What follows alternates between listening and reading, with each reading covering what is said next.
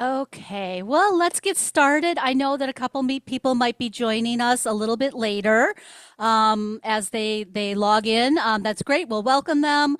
And just so you know, I am recording this. I ran into a couple people today who unfortunately have COVID, so I want you all to take care of yourselves because COVID is still out there, and they just weren't feeling up to attending tonight. And so we're going to record it. We're going to share it out so people can watch it at their leisure. And also, I encourage you all to take a look at our YouTube channel. And as we have lots of really interesting content, and this will be part of that. So you can rewatch, and if you missed a recommendation, that'll be a really great way to find that. So I just want to get the conversation started tonight. I am Dr. Heather Brown. I am the director of the Women's Center at St. Cloud State University, and I am super stoked to invite you all to our first public-facing event of the school year, which is called Fat Romance. And, you know, if you follow social media, you know that in the summer of 2024, the internet was just in this absolute tizzy about the mixed weight romance between the plus size, beautiful Lady Penelope from Bridgerton and her very handsome, straight sized, wealthy beau. And, you know, a lot of commenters supported the love story because, you know, love is love and romance is romance. But others really exhibited a lot of fat phobia and body shaming. And, you know, when you really looked at what they were talking about in their criticisms of this mixed weight romance, they really weren't talking about the ways that fat phobia, sort of how we feel about the fat body in society, intersects with issues of class and gender and race to really define who is worthy of love and romance and sexual pleasure. And the other thing that I personally really noticed is that a lot of the critiques really just never interrogated, let alone even brought up why the issue of having a heavier female partner paired with a traditionally slender male romantic interest was so problematic, where we know that romances between heavier male partners and slender, traditionally white and pretty female love interests are kind of a staple of popular culture. And so this is really an opportunity for us to learn more about what romance novels are, what fat liberation, fat acceptance is, and just have some really good conversations about these issues that have really bubbled to the forefront in recent months. As we get started, I want to just also give a content warning for language. You will hear both Laura and I, and probably some of our audience members as well, use the word fat as opposed to words like overweight or obese. We actually come out of an academic discipline called fat studies. And one of the things that fat studies does is it really interrogates the way we use language and how language is politicized. And when you look at terms like obesity or overweight, the feeling in fat studies is that those words are not benign and they're not neutral. They're very politicized and they can be used to medicalize people and present them as a medical problem. Whereas words like fat, at its very core, is just a neutral adjective. It's just a descriptor. And so I want to just acknowledge that some of you may be very uncomfortable with the use of that language. But I also want you to understand that when we use it, it is as an antidote to those medicalized, politicized terms, and also just as a neutral descriptor. So please accept that those words in the way that we are intending them and not used as a weapon or as an insult. And, you know, I understand if there are concerns, and if you want to talk about that later on, I'd be very happy to have a one-on-one discussion with you, and just let me know. I'd love to talk about it. So I also want to acknowledge that we're doing this event in a really wonderful time, which kind of surprised me because I don't always know like what awareness weeks are going on, but we are actually in Weight Stigma Awareness Week. And so this is really, really great. So we're talking about love, we're talking about romance. It's also Sexual Health Awareness Month. And so we're going to talk about sexual pleasure and weight. So all of these things come together in this really awesome event. So I'm super stoked. that we're holding this today. As I mentioned, my name is Dr. Heather Brown, and I'm the director of the Women's Center. And my own personal research is on the connections between weight and learning in undergraduate women. And I actually met Laura through fat studies first before I met Laura through women's studies. But I want Laura to give her own introduction. So, can you tell us a little bit about you and where you come from and what you do? Um, my writing name, Laura Moher, is not the same as my professor. But before I started writing romance, I was a sociology professor for 11 years. And I went into sociology because I had been working with an organization in Louisville, Kentucky, whose clients were survivors of sexual assault and domestic violence. And I, was drawn to knowing more about why was this such an enormous and widespread problem all around the world. So I went to grad school for sociology, taught that for quite a while. And while I was in grad school, I started reading the things that led me to fat studies. And they were not all books that would be considered uh, kind of fat activist at this point. Like, I think the very first one that made me reconsider or question the societal stance on fat was a book called Fat is a Feminist Issue. And I imagine that if I picked it up and tried to read it again now, I wouldn't agree with a lot of the stuff in it. But at the time, it like creaked open a door in my mind and got me thinking, hey, yeah, why? you know, and then so in grad school, I started reading these other works by people who are recognized fat studies people now, like Paul Campos and uh, a bunch of people who had books coming out around the time that I was in grad school, men and women, academics from a bunch of different fields. And Paul Campos himself was a lawyer. And some of these people, one of them in particular, Heather, help me with this last name. Eric Oliver, I think, is the Hmm. name I'm thinking of. He was a scholar who had gotten a Robert Woods Johnson Foundation grant, and he went into it intending to investigate this huge problem that fatness is for society. And what he discovered as he was doing his research was that these statistics, the numbers, did not match the claims in the media. That in fact, in a lot of cases, the media claims were not only overblown, but were kind of reversing some of the dynamics that we were seeing as far as fatness and health and mortality. And so he was able to uh, it kind of changed his whole focus on the project. The book he ended up writing as a result of his research had took, instead of taking the stance that yes, fatness is a terrible problem and this is what we should do about it, he took the stance that fatness has become heavily politicized, and a lot of what we're hearing is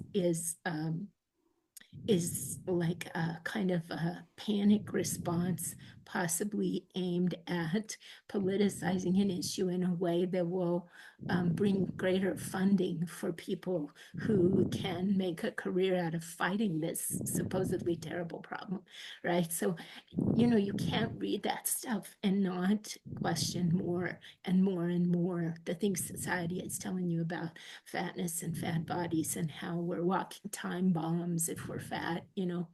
And so, in some ways, it was kind of comforting because at the time that I was in grad school, I had a young son and I was a single mom. And, I felt like a walking time bomb. I stated in my dissertation that anytime I would eat anything that wasn't like steamed broccoli, I would feel like I was one step closer to orphaning my young son. So in some ways it was comforting to read this stuff, and in other ways it was infuriating to know, to see the harm, to know that these claims are in large part not true, and then to see the harm that they're doing on top of that, and then to see people dive in and ignore the numbers that they themselves are getting in their own research or misrepresent them in ways that hurt people just so that they can build a career or get some grant money, it was infuriating. Yeah, So, absolutely. I um, say I just to build on that. I think Eric Oliver was one of the first people I read as yeah, well, yeah. and I actually came to the field of fat studies quite a bit later in my career. I had been a nonprofit grant writer for a very long time, and I was really tempting to grow my career and move on. And I kept hitting this brick wall in interviews where I'd have these great telephone interviews. And then I'd go to the agency to then interview in person, and I would be immediately rejected. And my brain kept telling me it's because of the way I look. And I elected to have gastric bypass surgery. And of course, the first job I interviewed for after I had recovered, I got immediately. Um, but my feelings about myself after having the surgery were really challenging. And I began asking, I remember saying to my therapist, why did I have to mutilate myself to be considered normal? And I had a really wonderful male therapist who recommended that I start reading. And at the time, it wasn't fat studies. It was just, we were talking about body dysmorphia and things like that. But recommended Eric Oliver, Sandra Solovey, who does really great work around bias and discrimination, legal issues around fatness and disability, Paul Campos, and then, of course, Marilyn Wan Mhm. and her, fat question mark and grew from there. And of course, if people are really interested in great hysterical work around fatness and how it's played out, particularly in American society, would really recommend following some of the work of Amy Farrell. If you are a person who likes videos, she's been on Stephen Colbert twice, and she's wonderful to watch. And her books are just really beautifully written and well researched. And, are a really great introduction to what is fat acceptance and fat liberation and why it is that a growing body of not only just scholars, but people within the community are saying we don't want our bodies to be medicalized anymore. We want to live life on our own terms. We want to have rights and respect.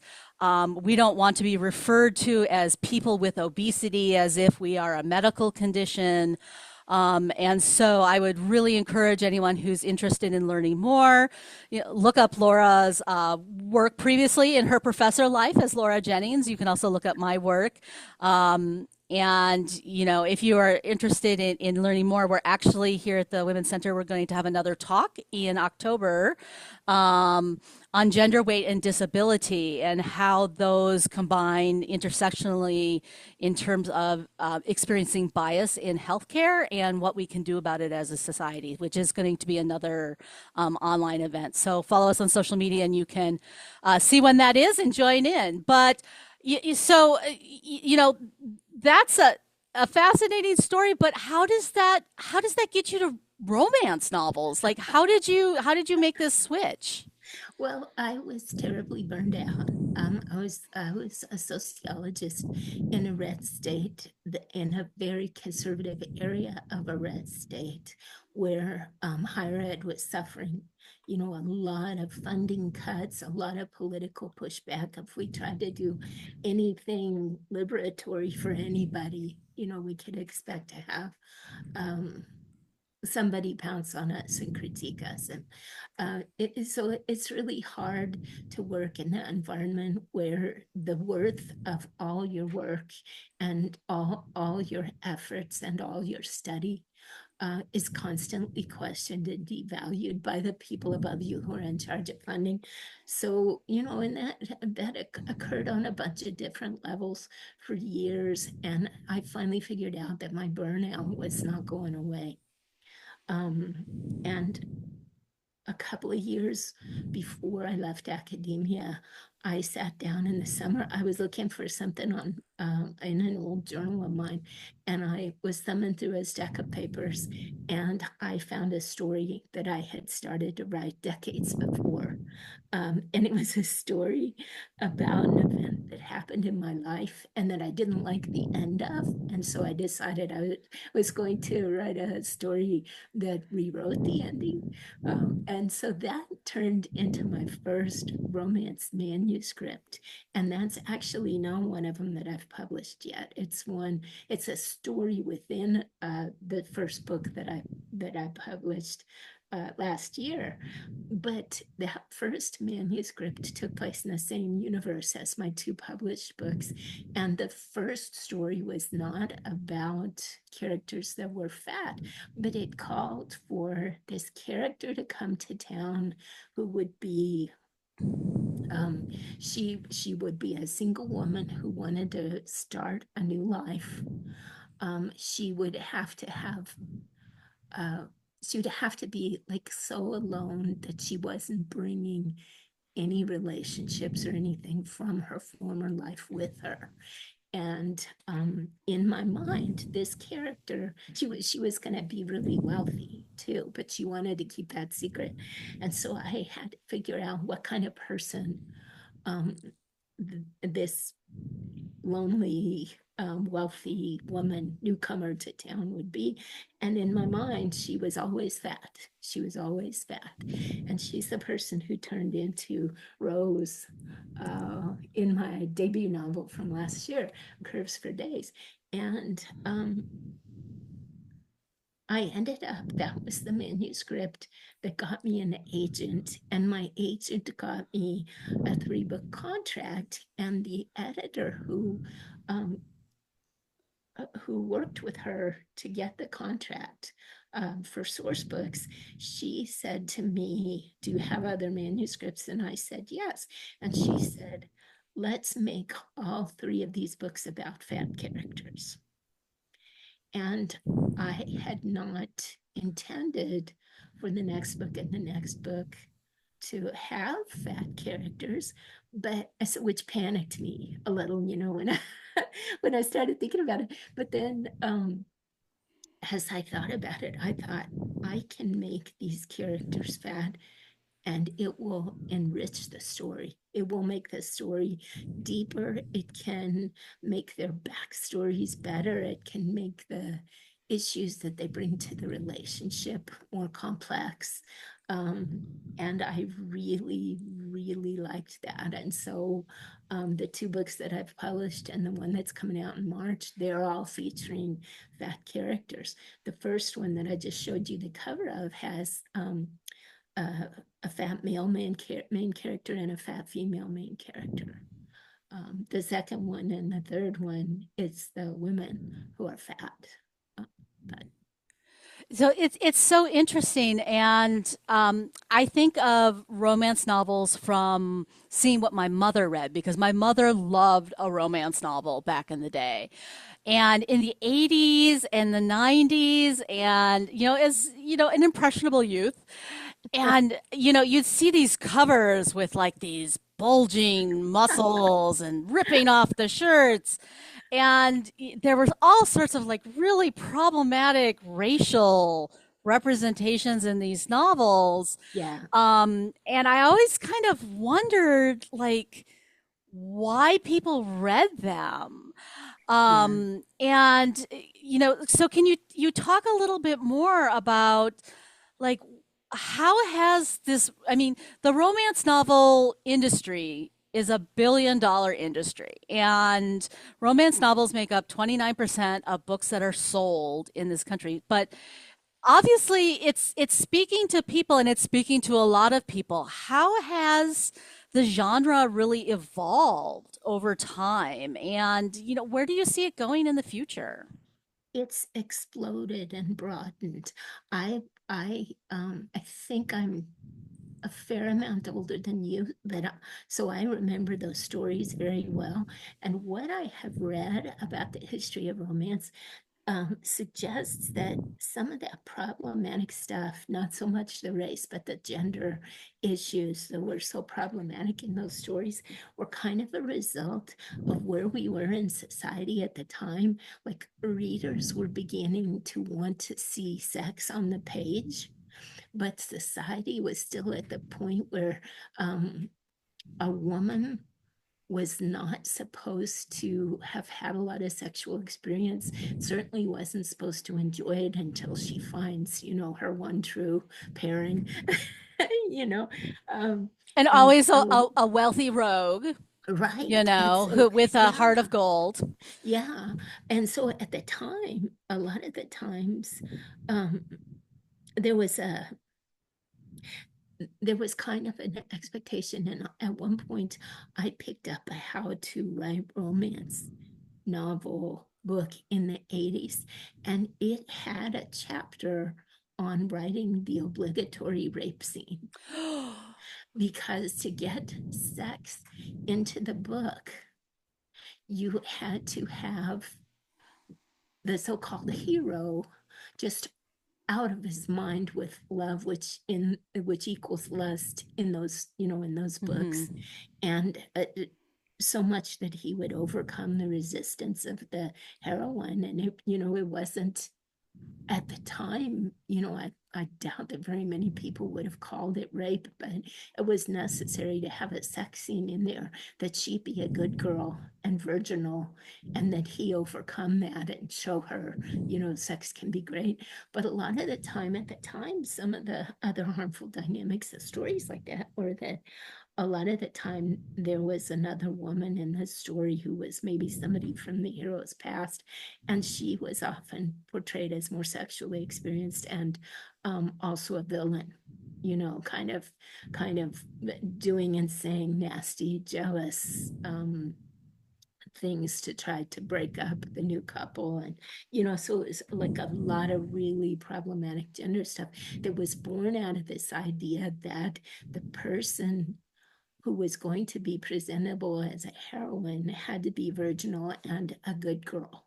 And so all this rape and non-consensual stuff was kind of contrived as a way to get around that.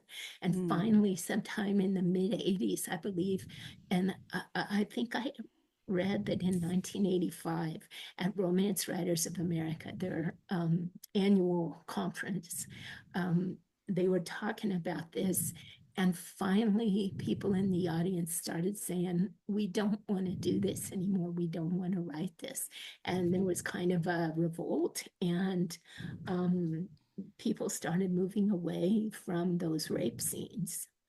Uh, and I guess, probably by that time, there had been a few years of sex scenes in books, and maybe people were beginning to welcome it, and not require not require um,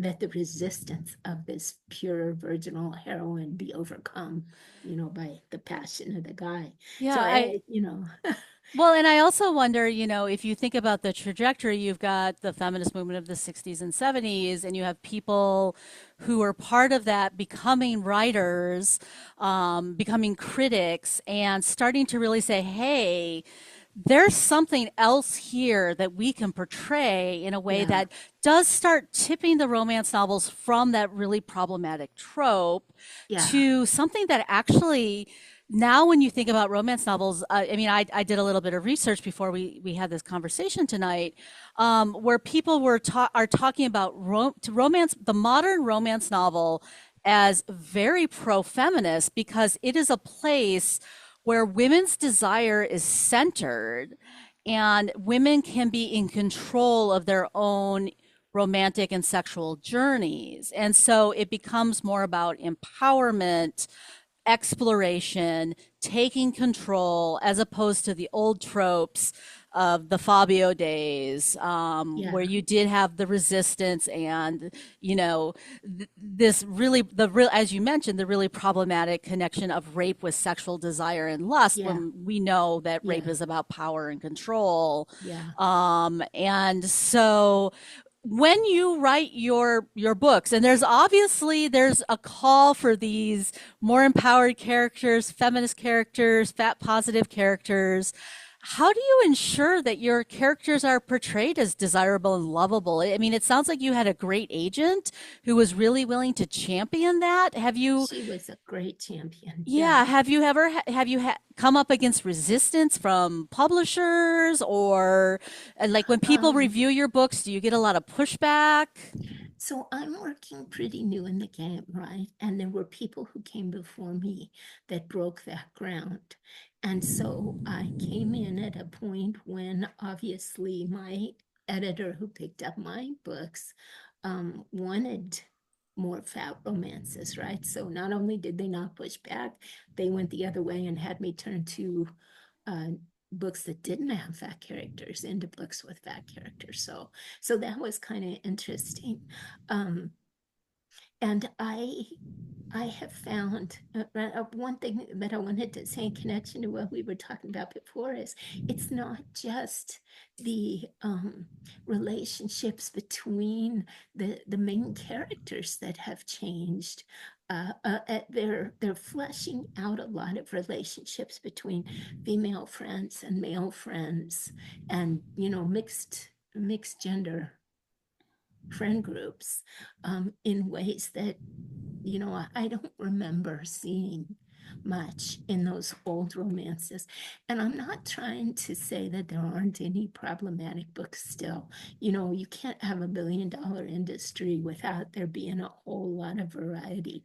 And there are some people who still write some things that I would kind of be offended by. There's pretty much something for everybody out there, but it's such a huge genre now with so many subgenres that I think so I remember from our fat studies days, I remember when we would go to our fat studies pop culture conference, there was always at least one panel talking about fatness and monstrousness. Do you remember some of those Mm-hmm. panels?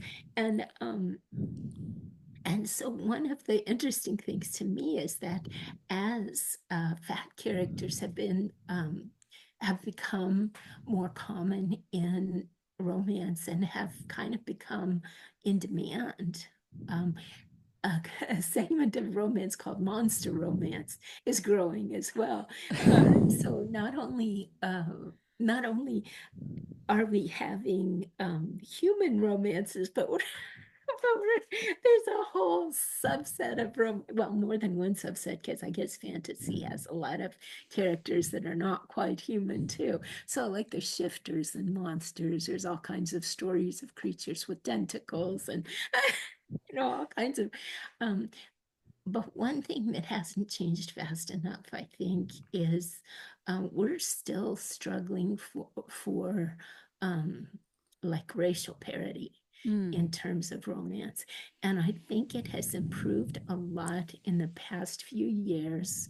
Um, RWA as an organization kind of imploded over a racial um, disaster uh, 4 years ago at the beginning of the pandemic, and it has never recovered and probably never will recover, which is a sad thing for the people who benefited from it. But it had to happen because the people who benefited from it, the organization, were almost always white women, and so you would go to the conferences, and a lot of the women of color's experience was that they wouldn't be welcome to sit at people's tables. They would be shut out of different conversations.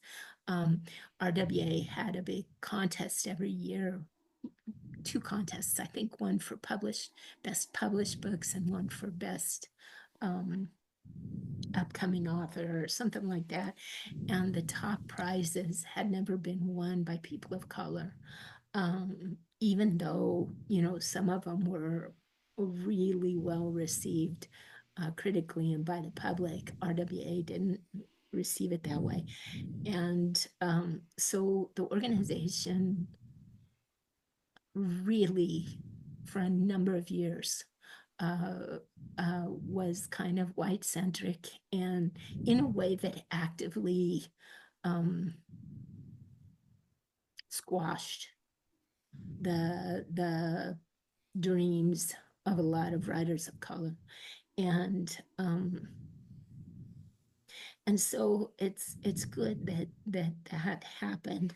A lot of this was kind of cool. There was a somebody who blogged or had a bookstore that was keeping track of the diversity in publishing romance, and they started doing this project where every year they would list the publishers and they would list the percentage of books that featured or were written by authors of color featuring characters of color. Um, and you would think, given that a Black woman was a big figure in founding RWA, you would think that RWA would have been pushing for this all along, but no, they ended up edging Vivian Stevens out. And anyway, the abysmal findings of the tiny, tiny percentages of books that were written by published by authors of color were obviously a problem. And so this research, these two women did this research for years, and it became a big shaming thing for the publishers. And publishers started picking up a few more Black authors, but you'll still hear stories of authors of color uh, being told things like, oh, this is a really good manuscript. I wish I could pick it up, but we've already got our, um, our, I want to say, they don't use the word quota, but what they're talking about is, we had one slot for a book from this demographic and it's filled, and so no chance to you. So, like white authors didn't have a comparable quota, Mm-hmm. you know. So Yeah. there's still a whole W- lot to be done there. well, and I think so. I'm much more familiar with the science fiction and fantasy genre, and we think about um, similar issues that have happened Yeah. with like the award ceremonies, specifically the Hugos, Yeah. where you had sort of these white neoliberal libertarian white authors who just went on the warpath because my god, a woman of color is winning, and NK Well, two Jemisin is years in a is row. amazing. I mean, her work makes me go, oh my god, she's a genius. And and then you hear like chicanery is still going on with really great Asian authors or authors of Asian descent who are might offend China, and then they're just removed from consideration despite being voted by their peers as among the very Yeah. best. Oh, yeah, I heard about Um, that. and so y- y- you think about going back to romance, like how can we as readers try to affect some change? And because I'm assuming that yes, there's been changes in representation. You've got this lovely 3 book deal. We know that there are really great authors who are introducing characters of color, books being written by women of color, but assuming that there are still groups that are struggling to break into the industry or not being welcomed into the industry. um, and I don't know if you can speak about this, but what about LGBT romances? What Yeah. about asexual love? Yeah. What can we do to help move and foment for change? One thing that I think has been happening increasingly, and I think is changing the industry, is since the advent of self publishing, people who could not see themselves represented in a book could then sit down and say, well, then by God, I'm going to write a story that represents me and people like me. And self-publishing does not have the gatekeeping that the traditional publishing industry does. And so if you wanted to write a a story with LGBTQ people or fat people or monster romance or, pairings that were either not sexual or that were like between more than two people or any variety that you wanted, you could pretty much do it and self-publish. And the publishers had to start paying attention when some of those took off in popularity. And what we see now is that some publishers are going and picking up, they're doing deals with successful self-published authors because they've recognized that readers want those kinds of books now.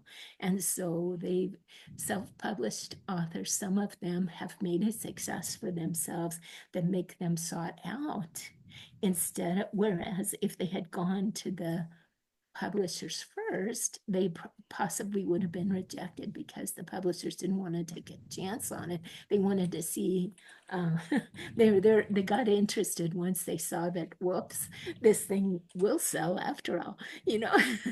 So I think reader demand affects what self-published authors do, and I think that affects what the traditional publishing is willing to pick up. I don't want to say that I'm an expert. I don't want to present myself as an expert on this by any means. This is just how it looks to me, and I know uh, after considering self-publishing versus traditional publishing myself and having friends who have done both types, I've paid a lot of attention to the order in which things happen, and it's quite interesting. I think demand is driving what we see. The traditional publishing can no longer shape what's out there exclusively, Well, because and it makes sense. I mean, as publishing struggles as an yeah, industry, if they're not giving people what they want, if they're trying to just dictate what people get, yeah, people are going to vote with their dollars, yeah, and they're not exactly. going to, they're going to give their money to where their heart is and where their enjoyment is. Right. So I want to talk a little bit more about, the writing process. And I think about, there's a really amazing trans woman author who does speculative fiction, Charlie Jane Anders, who also wrote this really great book called Never Think You Can't Survive. And it's about using writing and creating to save yourself, but also change society. So writing is this powerful tool for change. And so I'm wondering, like, what was it about romance novels that spoke to you as a, say, just women's focused literature, basic literature or science fiction? Like, what is it about romance that sort of spoke to you?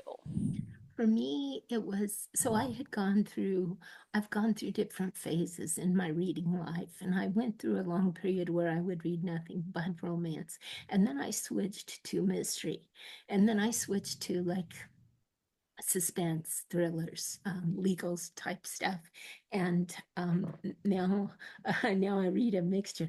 But at the time that I started writing, I like as I said, I was burned out and I desperately needed an escape.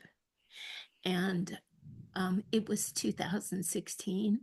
So Trump was running for president, and that disturbed me very, very much. So I needed an escape from work and from world politics and from all the inequalities that I taught about in my job. Um, and just from a world that seemed increasingly terrible to me. So I wanted to write a story with a happy ending, which a romance has to have, right? And and I wanted it to contain the kinds of people that I would like to see in the world around me. And so I tend to create people that would make me more hopeful to be around. You know, I I do it for my, I wouldn't say it's therapeutic exactly, but it's something that's better than, it's creating a world that's better than the one that I live in, and that helps me, so It sounds almost like creating a community yeah, it and a is. supportive community of joy and Yeah, love and happiness. yeah. And do you feel like the romance writers community is like that? I mean, you talked a little bit about the main body sort of imploding, but what about your fellow authors, your sister authors? I have friends who were up and coming with me who are just lovely, and I love talking to them, getting support from them, and I love seeing how supportive we and they are, to each other. And I have also found some more established authors have been extremely generous with their time and help and attention. Well, I want to shout out Suzanne Brockman. She has been, I don't know if she would call herself a mentor to me, but she has been so helpful to me um, ever since I first ever since I first talked to her. And I really wanted her to get her eyes on one of my manuscripts because I had been reading her books for years. She wrote, and it's interesting because you asked about broadening romance to include LGBTQ romances. Suzanne Brockman was a writer of romantic suspense, and she was the person, I think she may have been the very first person to write a series based on Navy SEALs. And she introduced her characters. The thing that got me about her books, she always had a lot of excitement and danger in them, which was exciting. But she also had a lot of humor, which I found interesting. But she was also a pioneer for LGBTQ characters, as main characters and as side characters. She got a lot of pushback for that over the years, but she was raising a gay son. And as she got a bigger name for herself, she used that platform to push for what she could until she finally was able to write a story arc for this gay couple. And they turned out to be some of her most popular characters. But she also started pushing to include main characters of color Hmm. in her stories. So not only was she wonderful to me personally, but she's a person who kind of supports the values that I hold and that I really admire. And she has used her power for good. In a widespread way as well as for me personally. So she, like when people say how are romance authors, I would point you to her. And I'm not the only person who's had that experience with her. And she's not the only established romance author who has been supportive in that kind of way to other authors. So I'd say, while there are some people working in the romance writing business that I probably don't like, wouldn't agree with, and wouldn't want to work with. There are so many truly wonderful people who I believe make the world better, the way they write and the way they live. So it's great. That's wonderful. Do you have any other authors that you would really recommend that Yes, people check yes, out? yes, yes. I want to show you some of my favorites, and I want to show you the covers of their books because they show fat characters on them. Talia Hibbert is a British author, and she has a series, the Brown Sister series, and I've got two of them here. The first one was Get a Life, Chloe Brown. I don't know if you can see, I don't know if I'm holding it so that you Oh, could yeah, see it we can well. see. You see. And then the second one was about her sister, Danny Brown, and there's a third one I don't have about their younger sister Eve, and she is hilarious. She's funny. She's smart. She makes you really feel things in the gut, and she represents different kinds of, in addition to having um, like racial diversity in the relationships, and in the various characters, because I think her books are pretty much set in London, so it's quite a diverse population, and that's represented. But she also, in the first book, Yellow Life, Chloe Brown, the main woman character is, she has, I believe, fibromyalgia and chronic fatigue, and she lives with several conditions that are portrayed really realistically in the book, and it's so she's known for that, as well as writing wonderful fat characters. And I'm just reading the Danny Brown one now, and I believe that there's going to be some anxiety rep in that. um, Another one of my favorites is Olivia Dade, and she is U.S. born, but I think she lives in Sweden now, I think. And you might have heard of her. Spoiler alert was one of the first with fat characters, with a fat character on the cover. Um, and in this one, and in the second one in the series, the two women characters are fat, and the two male characters are co-actors on a Game of Thrones type series, and so they're like typically gorgeous, muscly, considered conventionally attractive guys. But in her third one, which also involves characters from the series, both of both members of the couple are fat. And so, and the person who did the covers for Olivia Dade, her name is Lenny Kaufman, and she's like the gold standard of covers for for books with fat main characters, because she does such a beautiful job. And Um, it's so important to have that visual representation. I know when yeah, I was working on trying to do the poster for this event, and we use a program here called Canva, and they have access to a lot of art.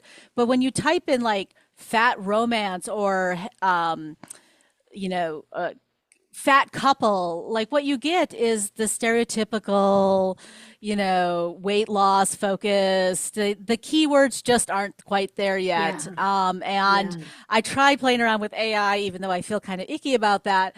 And what struck me about that process is that every time I used the word fat, it would tell me I was violating community standards yeah, because yeah, fat is still viewed as an insult. And so yeah, I tried to do my best to train the AI to not be so fat phobic. I'm not sure if I was successful, but we got this really beautiful cover. It took a while. So, yeah, it's so wonderful to see that different representation and people who look like people I might know. yeah. Um, There are some books that I wish I had, I wish I had hard copies of, so I could show you the covers of them.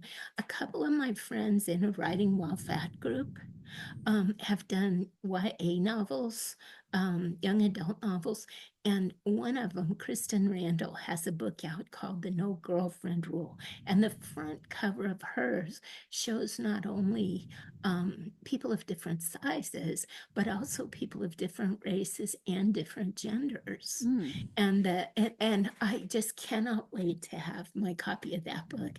Um, the premise is that this high school student wants to learn the a game that's kind of like Dungeons and Dragons because she feels like it will give her more in common with her boyfriend who does Dungeons and Dragons, but his group has a no girlfriend rule. So she finds she's got a lot of anxieties, and she finds a group that will welcome her, and it's women and queer folk, non-binary folk in the group. And I think I haven't read the end yet, but I read the beginning and it's fabulous. And I think she ends up forming a much stronger relationship with one of the people in that group than with her boyfriend. And I'm hoping she dumps that jerk. but but anyway, I need to get my hands on that one. But Throw then the I man away. I have another friend, if you like fantasy. Leanne Schwartz wrote two young adult novels. Oh my gosh, she's a beautiful writer. And she's got an upcoming adult romance that's kind of like a gender swapped Music Man, where the fat woman main character is a con artist, and the straight sized guy is a librarian. But she's got two young adult novels that have a lot of queer representation, in addition to having fat female main characters. So Wonderful. I wish Did you could, and yeah those all three have beautiful colors. So yeah? Did you send those as part of the list that you they're sent me? part of the list. Yeah. Excellent. So Laura sent us a great list of some of great authors, and we're going to put that together and share that on social media in the next couple of days. So super exciting. Just a couple more questions before we sort of throw it open to the audience. Um, you know, what advice do you have for anyone here who might be considering pursuing a career as a writer? I would say um, it's like having a lightning strike to be able to make a living at it. So a lot of the authors that I know either have somebody who can pay the bills, or they continue working their regular jobs and write as a sideline.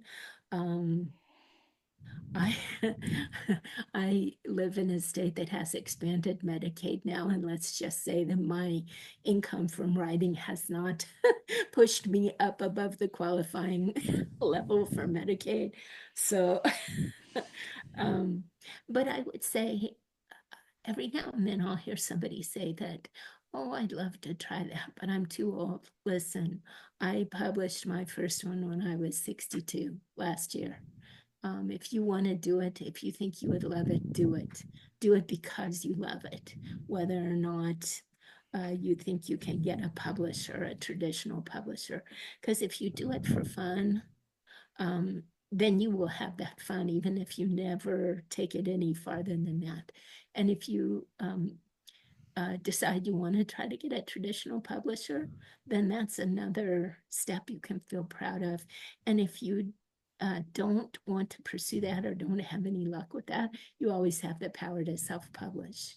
Um, so I would say if you're doing it for love, don't let anybody talk you out of it. Just do it. I think that's really beautiful. And going back to what you were talking about in terms of like why you started, it's also speaking into creation the worlds that you want to see. Yeah. And even if you only share it with a few people that you love and care about, that is bringing that to them, and then they can also bring it forward into the world. And so even if it's not a traditional publishing process, it's still creating something beautiful and wonderful and life giving. Yeah. So I think that's really wonderful. So you've got two books out. You've got the first one, which is Curse for Days, and then the one that just came out recent, I believe earlier this month, Yeah. That's called What She's what Having she's having. And then you have a third one in your series coming out in in March, I March. believe. Yes, March. So if people are interested in your books, of course, they can go to the library, and they should also ask their libraries to stock your books, because that's always a great way to indicate that you support this kind of work and you want to see Yes, more of it that's huge help. available to the public. But if people want to actually buy your books, where can they go to find them? You can order them pretty much anywhere. If you go into a Barnes Noble or indie bookstore and they don't have my books, they can definitely order them for you. They're on Amazon, and you can order from Kobo or Apple Books or audiobooks. Pretty much most places. Occasionally, you'll see them in a Target. Um, It's always but nice to see your work in the wild, you yeah, know? yeah. But Excellent. And it, almost anybody can order them for, or I've got a bunch of links on my website. If you want to go to lauramoher.com, I've got a books tab that has links to a bunch of different um, retail options. and you also, I know you do social media under Laura Moore author, so they can also Mhm. follow you on Instagram Yeah. and learn about what's coming up next. And I would encourage everyone to do that. And I just want to open it up for questions. So if anyone has any questions, you can either feel free to put it in the chat, or if you are comfortable, feel free to unmute yourself and go ahead and ask.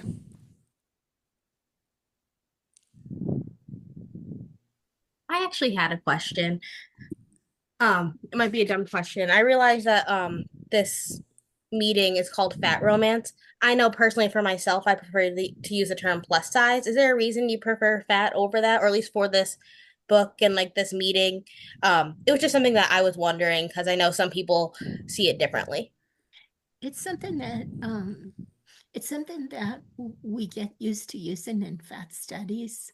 And I've just kind of carried it over from there because it avoids if you use a term like overweight or obese, it gives the impression that there is this line that's the same for everybody that divides okay from not okay. And that if you are on the O side of it, you're not okay. And so I like a lot of fat study scholars, and Heather, I believe, we prefer the term fat, which is just a descriptor. You know, it's kind of like reclaiming fat in the way that LGBTQ people have reclaimed the word queer. Fat is no more inherently insulting than the word thin or brunette or tall is. We can change the meaning of the word by changing the context and the way that we use it. And that's why I say fat. It's just a descriptor. But a lot of people, whatever you're comfortable with, if you like plus size, um, I know that is a big term in publishing. They'll say, plus size heroines. Yeah, absolutely. And certainly, when I talk with people, I hear all sorts of different terms that Yeah, people prefer. yeah, And usually when we're working with people one on one, I'll try to match what it is that they're comfortable with, so that they feel more comfortable as well. Um, Also, the F just looked really beautiful in the script. So, visually, I loved that beautiful curviness of the actual letter, and I wasn't getting that with other letters. So, but that's why. Anyone else have any questions? Oh, go for it, April. Fantastic. Okay, Laura. And This then is Jennifer Blevins next. this is kind of like a craft question, but also something related to fat studies, right? Mhm. So when you're writing these characters, right, part of the idea is that you represent fatness.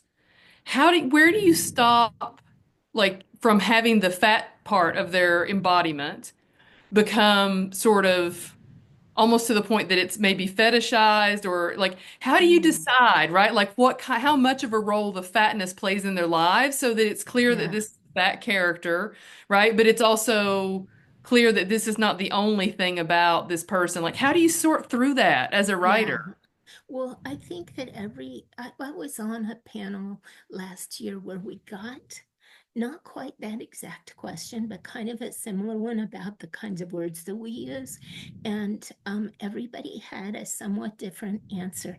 Some of us have words that we find ourselves gravitating to. And I know for me, the words that I use, instead of talking about specific dimensions or anything like that, I think in my mind, what is it that I like about larger bodies. And I like, there is something wonderful about curling up next to somebody warm in cold weather, or when you're cold, or when you need comfort, a soft body. And so I find myself using words like warm and soft and things that have real positive meanings to me that people might already associate with fat bodies, or that they wouldn't have problem seeing how those words connect to fat bodies. One of the other authors on the panel said she likes the word lush. And I don't use the word lush myself, but she uses that to express like the generosity of a larger body, and so everybody had kind of their own words. And for me, I like to show my characters' bodies through the eyes of the people who are falling in love with them and appreciating them. And I show that character appreciating more about them than just their body. They like in my first book, Curves for Days, Rosie is building a new life for herself, and that involves her learning a lot of new things. And so this guy is watching her, and he's Angus. He's attracted to her, but he's watching her master thing after thing after thing, and he is admiring the hell out of her competence, and her ability to learn and her way of dealing with people. So like I like to show my characters admiring the whole people, rather than just falling in love with a particular fetishized body type. So thank you. That's a wonderful question. That's beautiful. Jennifer, go ahead. Hi. Hi. It's good to see you. Nice I've to really see you. enjoyed this conversation. I I want to go back to something you said a while ago that has got me thinking. When you mentioned when you first started venturing into writing romance, and you picked up this book from, I don't know, the 80s or 90s about how to write romance novels, and that it had that chapter about the rape scene.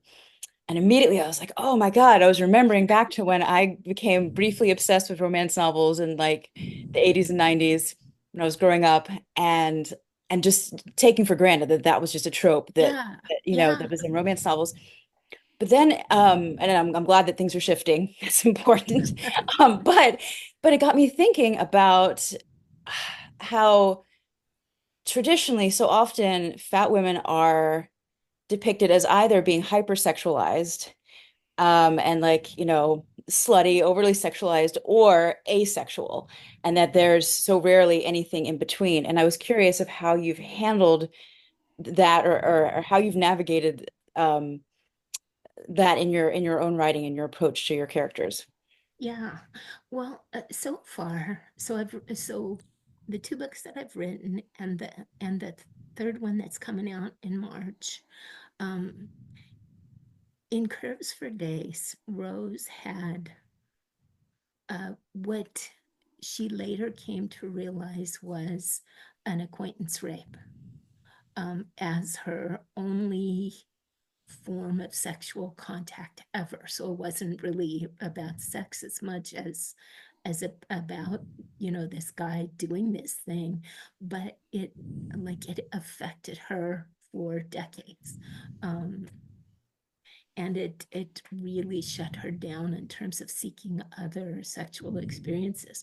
So the way that I dealt with it in the story, when she and Angus are falling for each other, he kind of wakes up parts of her that she thought were dead and buried. She says to him towards the end of the book, she said, if it weren't for you, I I had this experience when I was 16. And if I hadn't met you and I had lived to 96, I would have expected the last 80 years of my life to be, sexless, with no sex, no intimacy with anybody. Um, and so I have them when they're starting to get intimate. He is very he's a therapist, and he's very sensitive to her being tensing up and being very nervous. And so he reassures her over and over again, listen, we're not going to do anything until you're ready. And so I have like their relationship growing slowly, and he makes her take the lead, and they don't progress until she wants to and indicates to him that she wants to. And they have, a couple of funny conversations about it. So that's how I handle it in that book. In What She's Having, the one that just came out, it's a second chance romance. These two were madly in love when they were 16, and then they were forced apart. And he's back years and years later. But being forced apart and the misunderstanding around that devastated both of them. And so they had never had a chance to have a lot of sex together, but they had this incredible emotional intimacy when they were younger. And so part of what I would say the biggest challenge that they have now that he's back in town is for them to rebuild the emotional intimacy that made the sexual stuff from earlier so special. Because they, at different points, at different points, they try different things that just don't feel the same. Because they're kind of strangers. And so I just try to be real honest about what they're thinking about other things besides sex and how that plays into their decisions around sex and their experiences with sex. I just always try to show the whole person.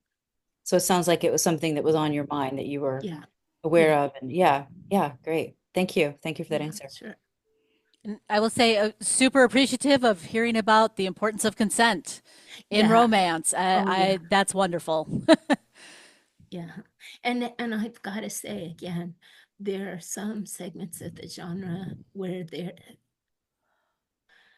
there are some elements that are called non-con and dub-con, um, and um, and so a lot of those books will be marked with content warnings, but that's an area of romance that I don't read, and I will never write it. Um, but I know some people like those, and I think that's one thing that probably sprung up from self-publishing, because there wasn't a regulatory, the lack of gatekeeping can be a good thing, or it can. Some people like reading about it. I shouldn't talk like I'm just gonna shut up. It's not for you. Well, no, I mean, and Not for me. that trope goes back to, the mythology goes back to the Zeus going around raping everybody. I mean, it's not recent. Yeah, Yeah, yeah, there's a long history of that, and I'm glad that yeah, it's changing, and I'm glad that you've been part of that change. So thank you. yeah, yeah. And And thank okay, I see Kate Testerman has some questions. Go ahead. Yay. Kate's my agent. Like chime in. It's been so fun to listen and to be here. May I share another recommendation that Please. I don't absolutely want to take over Laura's thing, but you had asked about fat representation and LGBTQ. And Mm. our client, Amy Spalding, these are the US and the UK editions of her adult debut romance for her consideration. The third book in the series is coming out later this fall, which also features a fat heroine, and Amy also totally owns and uses that terminology. But they are a series of queer romances set in Hollywood, often with fantastic fat representation as well. Wonderful. Thank you. Wonderful. And you're doing great, Laura. I love hearing this. Does anyone else have any questions they'd like to ask? It's April. You're doing your hand. Okay, go ahead, April. So, Laura, it's clear that you really love writing, right?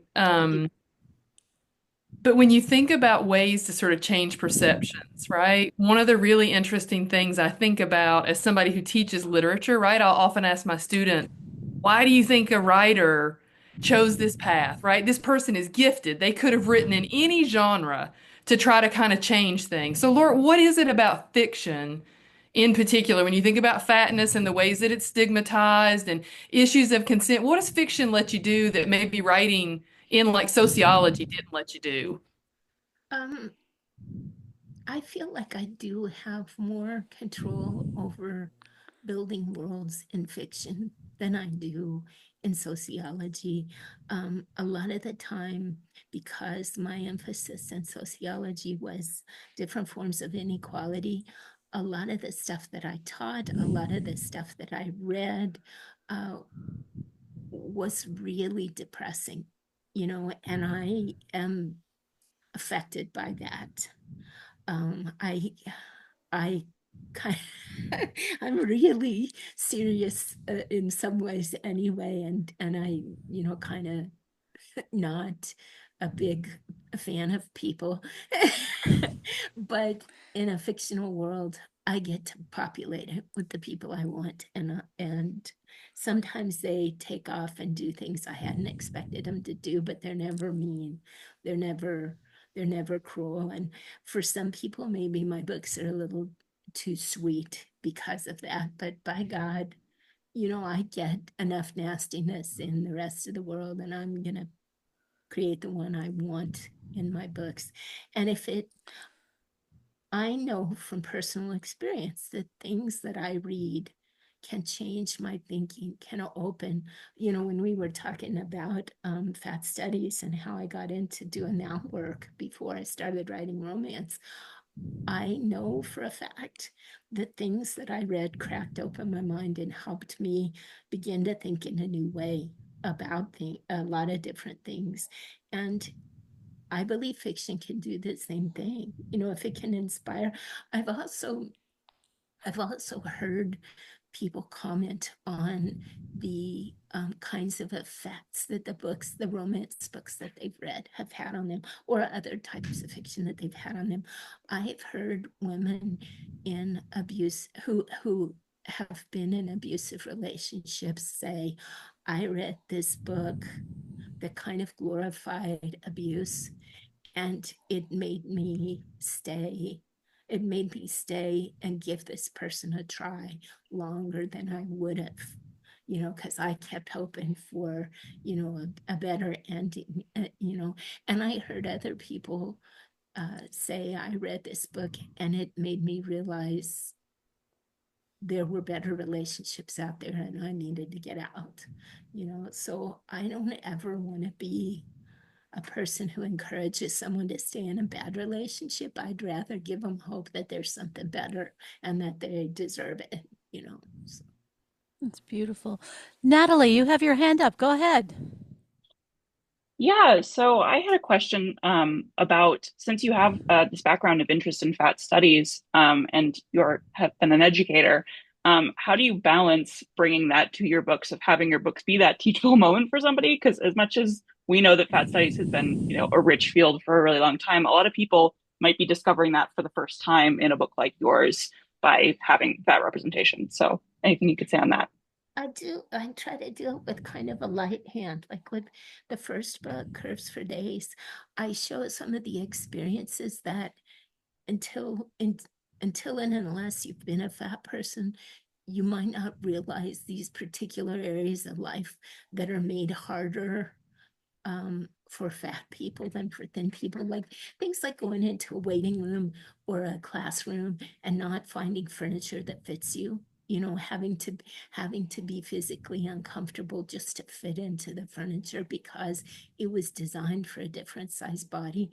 So it never worked well in classrooms if I tried to talk at my students as much as if I just, showed them little bits of things and then encouraged them to think or talk, And so in my books, I'll show an experience like that, but I won't dwell on it. I'll just put it in there And for someone who has experienced it, they'll say, yep, yep. And for somebody who hasn't, hopefully they'll look at that and say, oh, well, yeah, I guess that's true. Like the experience I have Rose go into a shop and she has to ask whether they carry her size. And then Rose has kind of a nemesis in the first book. It's a fatphobic little old lady who's real nasty to her, and Rose finally calls her on it. And just, just small, I just try to drop in small little Easter eggs that kind of show how the world is different to fat people. I don't want to write a story that could be completely generic and not have fat people see any of their own experiences in it. But I also don't want to be so preachy that I turn people off of books about fat people. That's the last thing I want to do. So Thank you. Does anyone have any additional questions tonight?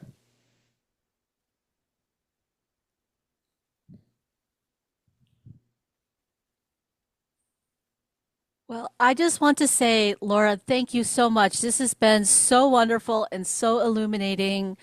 And I appreciate you talking about how you can use your writing to create a better world, and how all of us can use our own stories, the stories we create, to create the world that we want to see for each other and for ourselves. And folks, please go out and find the books. Definitely ask your librarians to carry it. And this has been great. Thank you again so much. Really appreciate it. thank you so much, Heather, for asking me. This is a lot of fun. I may have gone off track a few times. If anybody has questions for me or anything that they really wanted to hear me answer and I didn't, get me on social media and I'd be happy to talk to you.